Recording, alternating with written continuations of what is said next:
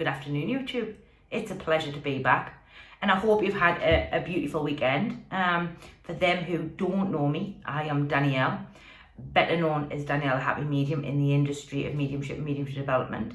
And it's always a pleasure to have you watching the videos, subscribing to the channel, and certainly getting involved in your comments and your likes. And I'm very grateful and humbled that I continuously support you even at a distance, and it's always a great honour to be able to share my knowledge with you. Today's subject topic matter is all about sitting for spirit, or sitting in the power, probably is maybe another terminology or label in which that you've heard. And this comes off the back of a student who asked me a question in a class, I think on Thursday evening. And the question was, Danielle, how many times do you sit, or do we sit, for the spirit world? And this is a great question, and it's broken down into different sort of segments and different sort of pieces. And the reason I want to break it down for us is so that we first understand why we're sitting. Two, the reasons as to how we can develop within that arena, and also how beneficial is it sitting and not sitting. And for those who can't sit, because I feel sometimes, and I wrote my book called Freestyle and Mediumship, and in that book I discussed the reasons as to why we can't sit, or for those who don't sit, or for those who just can't find that awareness when sitting. So let's start at the beginning. And we're going to talk about why we sit. So, excuse me, every time I come on here I get a bad throat. I don't know why that is. But anyway, sitting for the spirit world is an important part of development. It is also an important part for you as the instrument or the medium, depending on, again, the terminology in which that you want to use. And the reasons we sit is to allow the spirit world a greater sense of closeness, a greater sense of awareness. Now, that's when you're sitting for the spirit world. Now, the sitting for the spirit world has an intention-based undertone to it. A lot of people will sit for the spirit world, but not really have any sort of intention or as to why they are sitting. Now, intention is, I'm going to connect to my guides. Intention is that I'm going to do this for mediumistic development. My intention is that I am going to become aware of the spirit world and how I can become more and more aware of the energies in which that I'm working with. They're just a couple of examples I can give you when you're using that intention. And that's very, very important when we're sitting for spirit, or when we're looking to do any kind of development with them. And so it's important that, one, we have this intention inside of our mind, but we also have it here, because spirit and us are what we call a soul connection, heart to heart, love. Again, another couple of terminologies there that you may have heard. And it's important that we recognize that before we even get into sort of the reasons as to why we sit, or what we're going to do when we're sitting. So in answer to that question, how often do you sit? So that's a personal choice. And I think for every instrument, it's important to recognize how much time you've got free.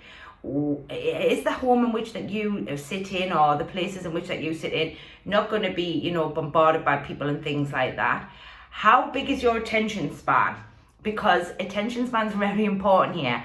If we're sitting and we have quite a small attention span, you're trying to sit for 20 minutes, half an hour, you're going to start to get a little sort of fidgety, maybe a little bit sort of irritated, or you're just going to find that it's not going to be helpful to you. So it's important that you recognize that within the instrument very much straight away.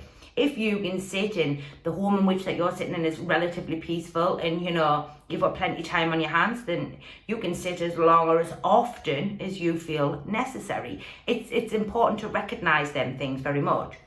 And it's important to recognize that even the smallest amount of sitting, even if you're not a very good sitter, is very important, even for the development in the background. Now, this is something I talk to my students an awful lot about. When we're sitting for the spirit world and we're looking, and we'll put this intention in, we're looking for that development, try to realize that you may not actually have anything happen. And that's a very important point to talk about. a lot of us will go into sitting in the power looking for something specific. Now, even though we put the intention in, the intention is going to work regardlessly, whether you see anything, feel anything, don't feel anything, sit in the black, don't sit in the black. That's not the purpose. The purpose is to sit with that intention, and what we say is start to allow. Now, the last couple of videos I've done, if you haven't watched them, so you check them out. But if you have watched them, thank you very much. Is that the undertone of what I've been talking about quite a lot is this allowing of the development to grow as it needs to through the sitting, and not actually expecting anything back, and allowing that journey to unfold as it needs to. And sitting sometimes is very much just allowing and letting the spirit world do their magic, as I call it. And it is magic. It's not just magic, it's something else. I can't find the right word. It's a feeling, it's an awareness, it's just something that you will come to recognize over time. So it's very, very important that we recognize that we may not have anything happen at all. Excuse me. And so that's an important thing to also think about when you're sitting, that you're not really expecting anything other than what is available to you. I say to students quite a lot, even in mediumistic development, but also for sitting, we go looking for evidence, we go looking for something, we go looking for this. What we should be doing is just sitting and holding what I say, the space, and allowing the spirit world to work with you, or to give evidence or whatever, as and when you're doing communications. And this is a real, what I call, trust in the process matter.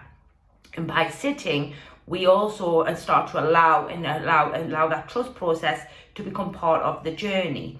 So it's important that we recognize all of the things that I've just discussed, and sort of let the expectations drop a little bit, not only of yourself, but also of the spirit world, because sometimes we can go in with big expectations and then get very disappointed because if we haven't seen anything, we're sitting in the dark, as I've just said.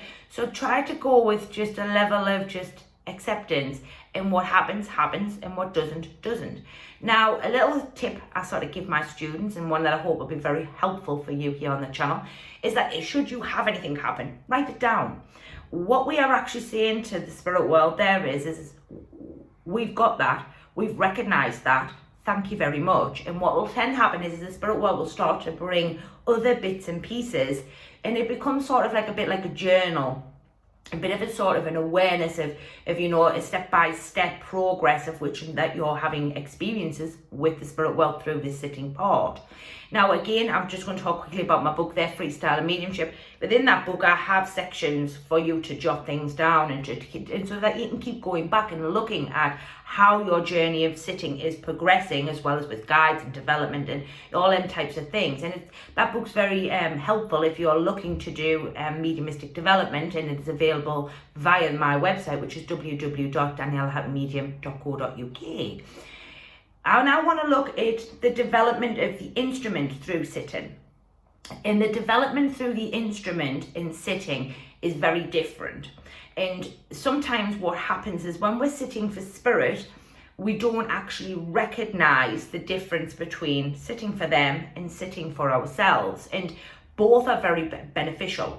When we're sitting for ourselves, we're becoming accustomed to our energy now. Appreciate that our energy is going to change on a day-to-day basis because of obviously the things that are going on within our world, and how we accept ourselves within the walk and world and the interactions we have with other people.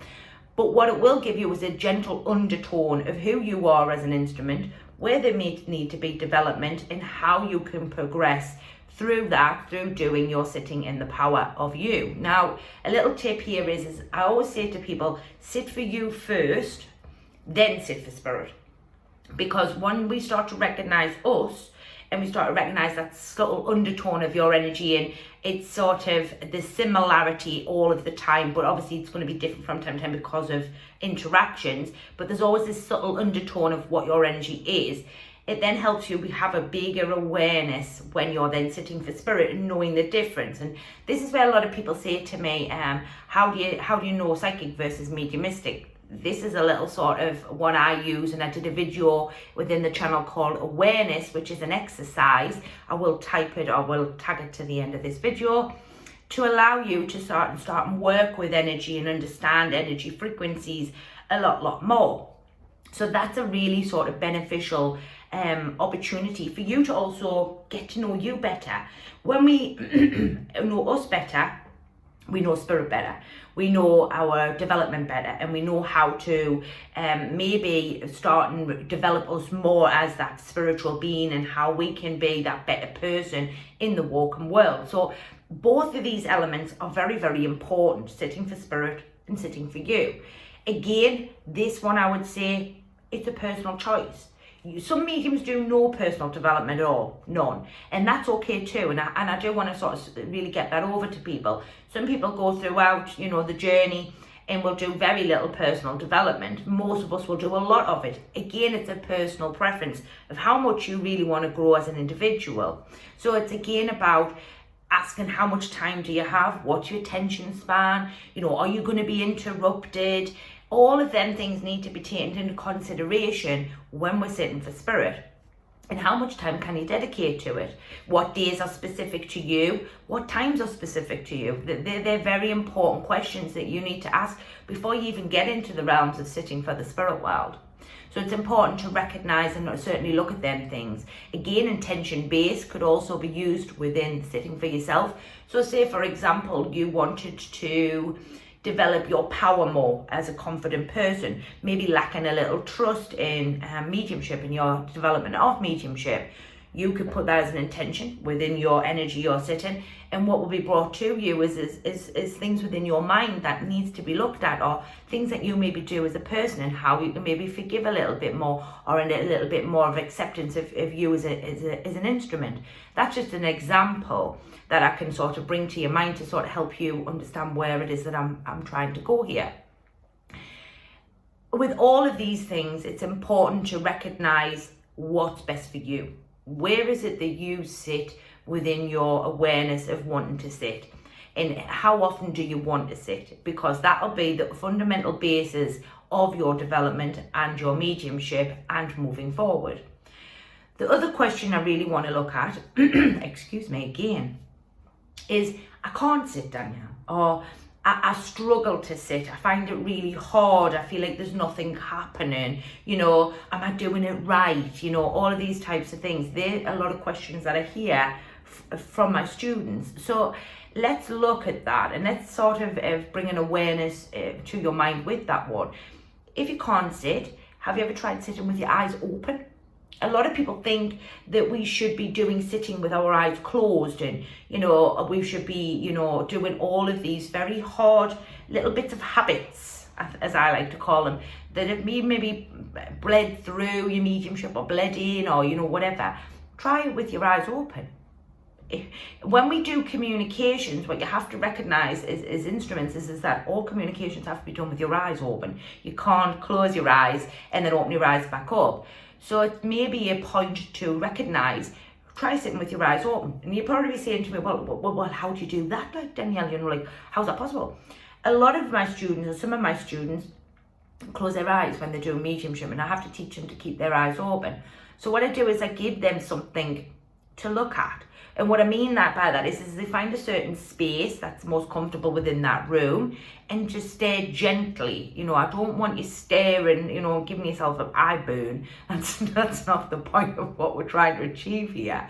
What I want you to do is just gently look at something and just monetarily quieten yourself down, using the breath as you would if you were sitting with your eyes closed, and just watch for certain pictures, or watch for certain things maybe happening that are not part of your conscious awareness. Now what I mean by that is not part of this awareness within that world, especially if you're doing spirit communications or spirit sitting. If you're sitting in this parameter of your energy, you might start to see them sort of a little bit of a distance, so you might start to see your own oracle field, and you can see little bits and pieces in them.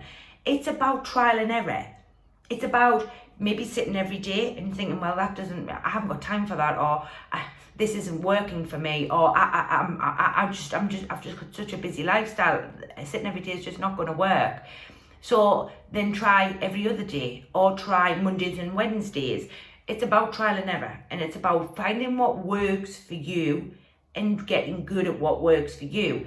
Try with your eyes open, try with them shut, try just sitting in your energy. Not what one is right, no one is wrong. It's about what's beneficial to you upon that journey as you walk through that mediumistic development. So this question was brought to you by my student.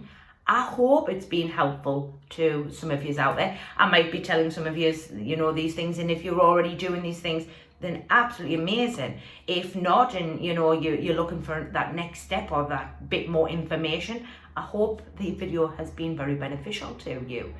I am going to be doing a live Q&A at the end of the month, so you're more than welcome to come along and bring your questions. I am off to my school here in the northeast of England, the first of its kind. I'm very excited. On Thursday, a video will be still put up there, but it will be scheduled. So I'm really looking forward to certainly, joining all of my students there. If you're wanting to come along and join me on some courses, classes, or at the school, you can obviously go to the website where the book is, which is www.daniellethehappymedium.co.uk. And I hope this video you've enjoyed. If you do, give it a like, share it with your friends, certainly think about subscribing to the channel. And I wish you a really amazing day, and I wish you nothing but the best on your journey of development, and hopefully you'll continuously keep moving forward. And we'll see you all on Thursday. Bye for now.